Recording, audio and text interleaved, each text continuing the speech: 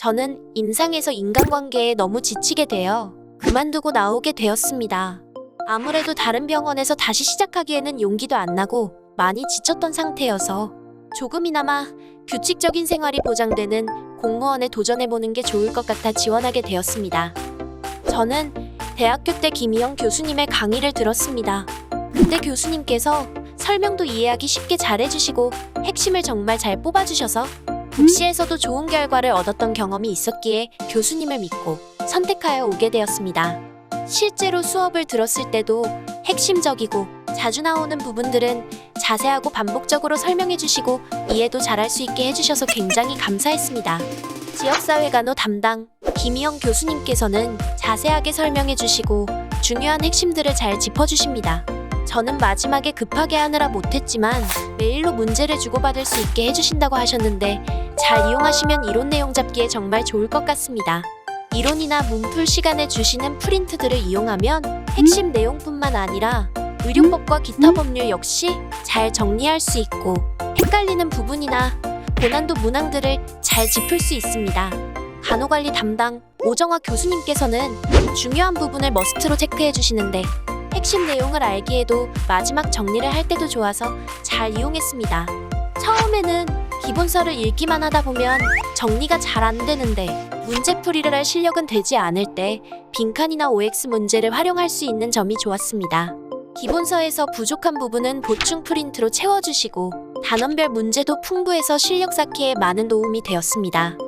저의 과목별 공부 방법을 말씀드리자면 국어는 베이스가 아예 없는 편은 아니라서 독해는 감을 잃지 않게 꾸준히 푸는 걸 목표로 했습니다. 직전에는 매일매일 모의고사를 풀어 시간 조절과 동시에 다양한 글들을 접해보았습니다. 현대소설과 시 등은 푸는 방법을 익히는 게 중요하지만 사자성어, 한자, 고전문학은 베이스 없이는 힘들어서 그 부분들을 중점으로 인강을 들었습니다. 문법이 제일 힘들었던 부분인데 안 된다고 계속 붙잡고 있는 것보다는 여러 번 반복하는 것이 좋았습니다. 기출만 풀면 암기를 하게 되어 실전에서 도움이 안 될 수 있으니 새로운 문제를 푸는 것도 중요하지만 너무 안 풀리고 점수가 낮아 힘들 때는 차라리 같은 문제를 여러 번 풀어보는 게 도움되었습니다. 기출은 여러 번 새로운 문제도 놓지 않고 양 조절을 그때 실력에 맞게 조정하는 것이 좋았습니다. 영어는 역시 매일 푸는 게 중요하고 독해 또한 중요하지만 무작정 어려운 거 풀어봐야 똑같이 안 나오니 불필요합니다. 난이도는 다양하게 하고 문법은 중요하며 결국 여기서 틀리는 경우가 많으니 빈출은 잘 정리하면서 단어는 미루지 말고 외워야 합니다. 시중에 나와 있는 것이든 단어장 안에서 웬만하면 다 커버되고 안 되는 단어는 결국 다 같이 모르는 거니까 쓸데없는 단어보다 빈출과 동의어 위주로 외우고 한글 뜻을 묻는 것보다 동의어를 찾는 것이니 다양한 동의어를 외우는 게 좋습니다. 제일 약점이 단어였는데 시중에 나와 있는 유명한 단어집 한 권 정도면 거의 커버가 돼서 너무 무리해서 새로운 단어를 외우려고 할 필요는 없다고 생각합니다. 실전에서는 한국어 뜻이 아니라 동의어를 물어보므로 최대한 다양한 동의어를 같이 외워주는 것이 중요합니다. 결국 정답률이 낮고 많은 지식이 필요했던 건 문법인 것 같습니다. 빈출되는 문법이 뭔지 물어보는 패턴이 어떻게 되는지를 파악하고 많이 푸는 게 중요했다고 생각합니다. 독해는 감을 잃지 않기 위해 2달 정도는 매일 하프 모의고사를 풀었습니다.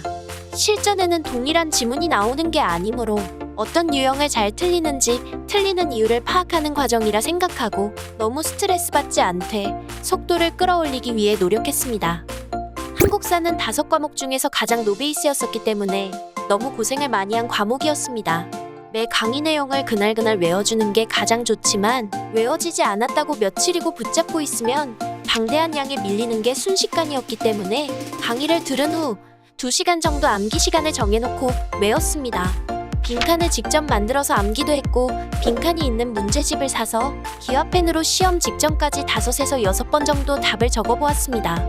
왕업적의 경우 전체적인 스토리를 생각하고 문화재는 자주 외워주되 직전에 제일 집중해서 외웠던 것 같습니다.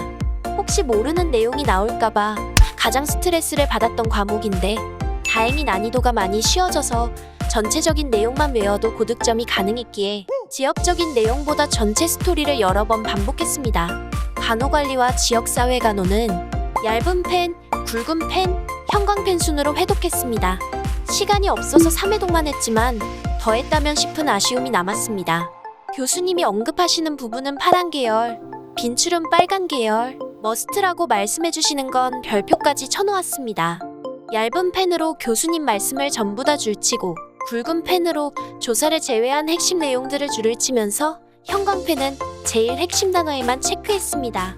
1회독할 때는 강의를 일반 속도로 들으며 얇은 펜으로 줄을 긋고 교수님이 언급하신 내용은 전부 다 표시했습니다. 초시 때는 나눠주신 OX 문제만 풀었고 제시 때는 책에 있는 기출문제도 같이 풀었습니다. 2회독할 때는 강의를 2배속으로 들으며 굵은 펜으로 표시했고 초시 때는 책에 있는 기출과 OX 프린트를 다시 풀었습니다. 제시 때는 시간이 촉박해서 단원별로 강의를 들으며 굵은 펜으로 표시 후 기출 및 단원별 문풀을 같이 진행했습니다. 3회독할 때는 기와펜으로 줄을 그으며 읽고 핵심 단어의 형광펜 표시를 했습니다. 단원별 문풀한 내용의 오답과 같이 진행했습니다. 제시는 거의 4개월 안으로 준비해야 했기에 실전 모의고사는 다 못 보고 들어간 게 아쉬웠습니다. 일주일 전에는 각종 모의고사를 과목별 1회씩 모아서 100분을 맞춰 풀어가며 실전 대비를 했던 것 같습니다.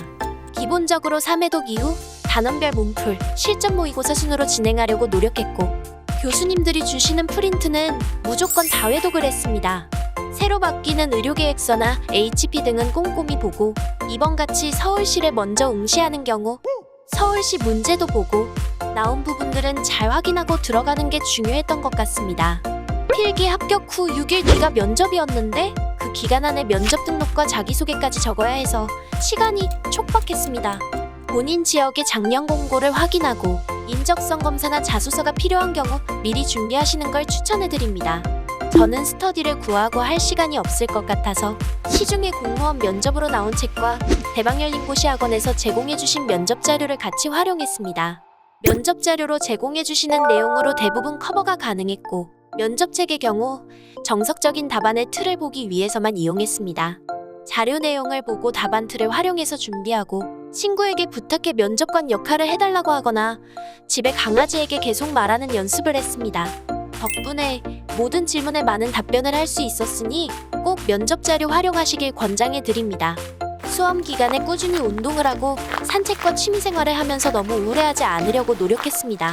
저는 우울해지면 공부 자체에 집중을 못하기 때문에 차라리 그 자리에서 그만두고 산책하든 커피를 마시든 잠깐 휴식을 취하는 게 결과적으로는 좋았던 것 같습니다.